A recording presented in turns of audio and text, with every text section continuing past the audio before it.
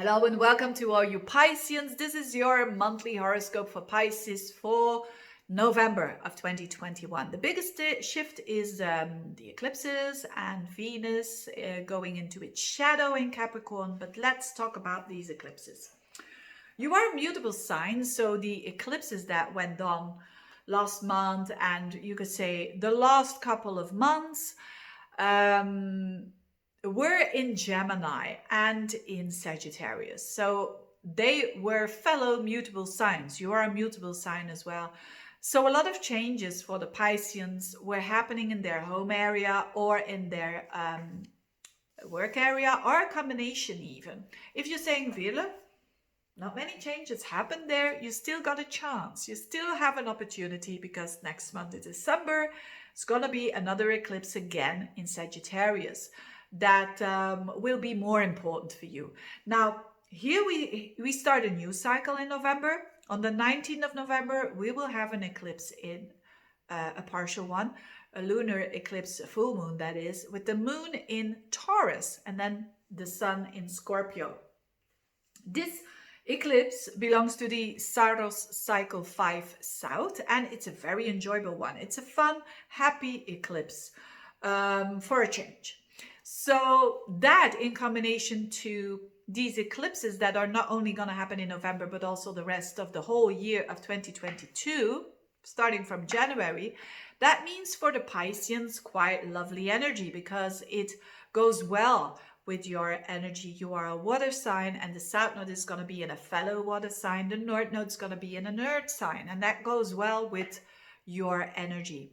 So it's a bit less the spotlight, you could say, on big areas of your life.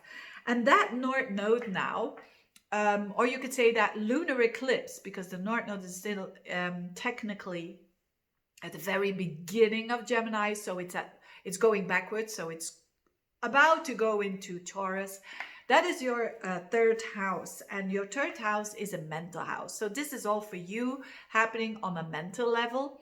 And the north node means growth, and the biggest growth basically, and the moon is emotional attachment. So it's all about new emotional attachments through third house stuff. Could be a better attachment, emotional attachment, or a growth towards siblings, toward your neighbors, getting better connections there, or new connections. But it's also about learning, teaching, traveling, communicating, a whole new area or a whole new emotional setup that you can benefit from. And it's actually going away from old beliefs and old ways of thinking. Maybe you always thought a certain way in your life. Maybe you always thought of being the good old Piscean, sacrificing yourself all of the time. And now you say, okay, you can do things for others, but hey, I love my Piscean energy as well. So these kind of things, it's very mental, but of course it has a knock-on effect on the rest of your life. So, but mental strength for sure, because Taurus is a fixed sign, it's an earth sign, so you're up for this. You could be studying something new, a skill, or something that becomes very clear that you're up to this, and you're going to start doing this in January. So, a lot of good energy, although around the midst of the month, so around that eclipse time, there's a lot of Uranian energy as well. And because Mars bumps into Uranus in opposition, and then Venus trines Uranus, but that means changes, and it also means some sort of exciting energy there. And that's Mars in your 9th house. So you could be traveling, you could be very active abroad, literally, or you could be studying or teaching a lot more. And with Mars and Scorpio opposing Uranus, you could be really having that a bit almost rebellious energy, like you are standing up for what you think, and that kind of bumps into other people, how they think. But the thing is, this Mars in the 9th house is not going to stay forever there. It's there on the for the whole month of November, and then it goes on.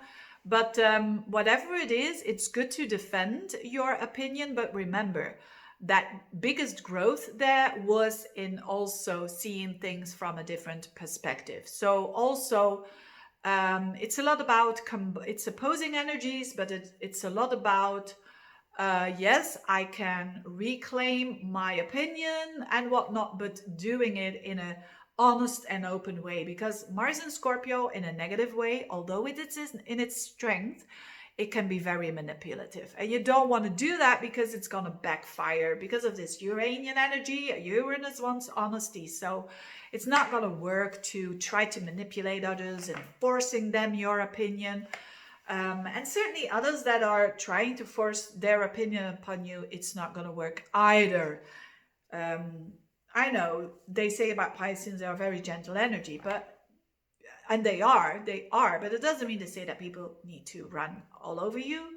But so you're going to be very strong in your opinions. You're going to be sharp with the tongue, and just be a bit careful there around the midst of the month, from the 15th to the 20th. But then it eases that energy again. Last but not least, the Venus is going into its shadow on the 18th of the month, and that's going to be important for the upcoming months. I'm going to talk about that a lot because Venus is in your 11th house. That's very, very social, very, very enjoyable. If you've been having a time of not having a lot of time for your friends, this is going to change.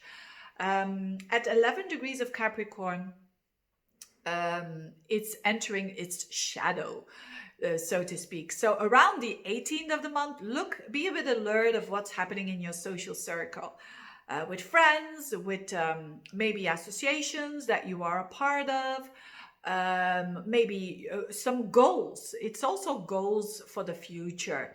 So there is a transformation coming up for you, whether it is a friend that goes through a transformation, whether it is you transform because of the connection that you have with friends. And it's quite real and raw. And this is it, no going back. So you can expect some truths coming out for you. Whether that is for good or for worse, it's transformational. So that is something to look out for. And also when it comes to your goals.